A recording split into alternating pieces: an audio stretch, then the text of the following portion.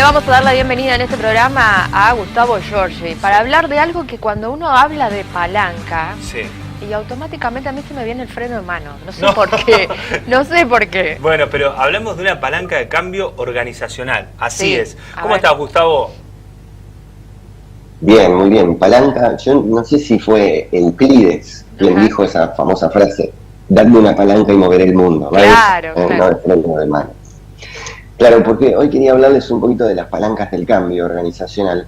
Sabés que desde hace un tiempo a esta parte venimos hablando al respecto de las transformaciones digitales que van a sufrir las organizaciones, y en ese sentido el cambio se viene, ¿no? Y estamos todos responsabilizados de adaptarnos ante eso, pero el asunto es que nadie le está encontrando mucho la vuelta. Ujú. En realidad no es que nadie, pocos le encuentran la vuelta a cómo lograr un cambio Sí. sostenido Sí. en las personas, y sobre todo que lo hagan de manera convencida. Entonces, hoy te quería traer 3 palancas que aseguran o de alguna manera movilizan los cambios en las organizaciones. A ver. La primera palanca la vamos a llamar la del sentido. Ujú. Tiene que ver con el significado, ¿no? Exactamente hacia dónde va dirigido el cambio. Esto es importantísimo que lo expliquemos a las personas, y en ese sentido poder identificar también quiénes son los principales actores y los protagonistas del cambio. ¿Por qué lo digo esto? Porque hace muchos años se pensaba que el único protagonista en las empresas eran los accionistas, después se pensó que el único protagonista eran los clientes. Hoy tenemos una mirada más integral en donde incluimos a los colaboradores en eso, pero también incluimos a la comunidad, a la cadena de valor, es decir, a los proveedores, a las personas y entidades con las cuales la compañía se vincula. Entonces, cuando vos podés identificar estos actores claves, podés empezar a trabajar con el sentido, exactamente el qué. Ujú. Y en ese sentido también, en ese aspecto, internamente está muy bueno para visibilizar un poquito esta palanca y llevarlo a lo concreto, traducir ese cambio para que no quede en una cuestión declamatoria, simplemente poder saber en qué lo afecta positivamente a las personas, porque muchas veces se habla de los cambios pero no se lo vincula con una mejora en la cotidianidad. Y si ese cambio o esa transformación digital no tiene un correlato directo con una mejora en la día a día, las personas, bueno, obviamente van a mejorar. Y una relación con esto estrecha tiene que ver con la necesidad de establecer objetivos medibles, ¿no? Que vayan permitiendo saber qué tanto nos vamos acercando a ese punto deseado, ¿no? Que el cambio significa. La segunda palanca tiene que ver con el encuentro. Sabías que es mucho más fácil cambiar el grupo que cambiar solo, ¿no? Ujú. Y bueno, en este aspecto, nosotros podemos decir que los cambios a nivel organizacional también se producen cuando es el grupo, de alguna manera, cuando son los equipos tomados integralmente los que deciden cambiar. Entonces, es importante que el equipo lo decida hacer y tenga, ¿sabes qué?, espacios seguros de conversación, porque seguramente habrán escuchado ustedes hablar al respecto de las resistencias a los cambios que se generan ante toda modificación, interna o externa. Bueno, la manera de trabajar estas resistencias es conversándolo y teniendo un equipo en donde puedan sentirse realmente seguros de que sus conversaciones van a ser realizadas de manera honesta y con respeto.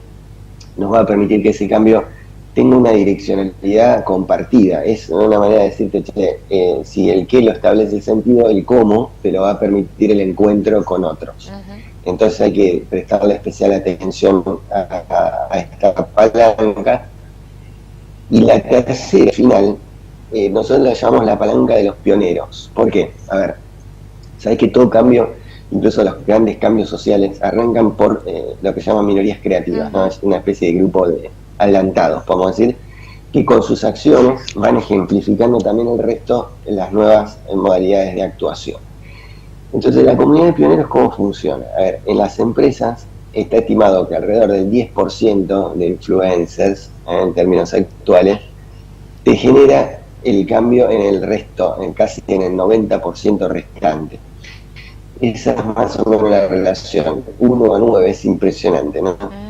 Y acá lo que hay que tener en cuenta también es que el influencer, en sentido contrario a lo que uno pudiera pensar, no es necesariamente en las organizaciones esa gente que uno podría decir resuma brillo, que la gente, no sé, pasa y lo aplaude, sino que son personas que son muy coherentes con lo que dicen y con lo que hacen, y que tienen esa capacidad de influir positivamente en los otros a partir del ejemplo y a través de comportamientos valiosos que se han definido como clave, ¿no? Sabes que el poder de la imitación y el contagio es muy alto en las organizaciones, de todo grupo humano, y precisamente tener una comunidad de pioneros y tener identificado a este grupo de influencers es la tercera y la palanca que de alguna manera le da cierre a las dos anteriores. Gustavo, entonces, esta última palanca, el influencer, tiene algo también de líder, ¿no? completamente, pero es el líder entendido en términos actuales, ¿eh? No es ese líder que opera por directividad o por normativas, sino más bien por el dominio de la conversación que ejerce influencia sobre los otros.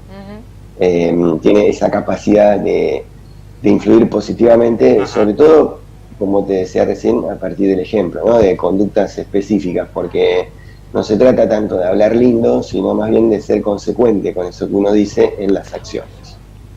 La verdad, Gustavo, mucho para pensar, mucho para pensar cómo funciona cada una de las estructuras y ver si nuestra estructura, nuestro equipo, están los que están a favor de cambiar y de innovar, o tenemos que empezar a trabajar estas resistencias mediante el uso de estas palancas.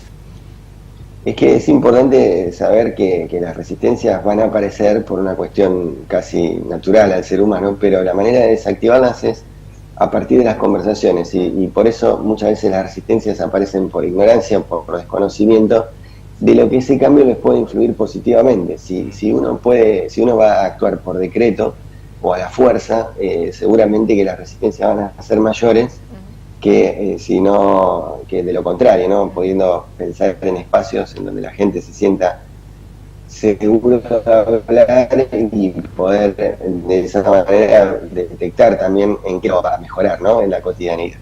Gustavo, un abrazo, nos encontramos. Gracias, que tengan linda semana.